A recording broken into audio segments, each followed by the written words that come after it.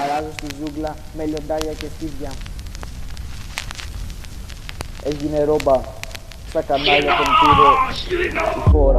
Ξύπνησα σήμερα, είχα μια φαγούρα.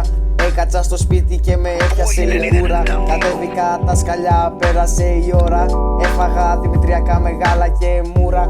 Είμαι εδώ με το Θεόφιλο μέσα στο σπίτι και σου γάμα με τον κόλο με έναν κρυπτονίτη. Είμαι εδώ με το Θεόφιλο και ένα μαχαίρι. Της γιαγιάς σου το παιδί ήτανε ξεφτέρι στα μαθηματικά, αλλά μας έπαιρνε πίπες στα σχολεία. Δεν ξέρω γιατί μιλάω αυτή τη στιγμή για πίπες μέσα στα σχολεία. Ο Θεόφιλος μπροστά μου κάνει την κυρία.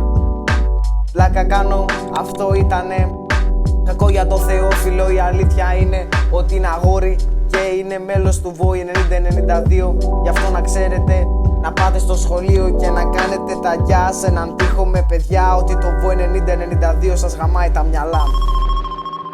ΒΟΗ 90-92. Ναι, ξεκίνησα εγώ, βγήκα από το σπίτι μου ξανά, ναι, δεν θα έχω που να μείνω. Πάω στο φαρμακείο του Πειραιά. Ναι, πάω να φτιάξω λιν με τον Νικολά στο καζανάκι. Ναι, δεν ξέρω τι ήταν αυτό. Το έχω γαμίσει, είμαι από τον Ιμποριό.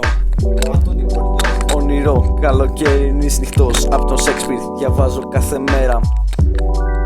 Δεν έχω πια παρέα, τους παράτησα όλους για μια θυγατέρα. Ναι, τα χαρτάκια μου τελειώσαν, δεν έχω τι να καπνίσω. Τώρα πάω στην τουαλέτα. Είναι ο πνεύμα στο στόμα και παίρνω τον ναυτήρα να τα κάνω όλα λιώμα.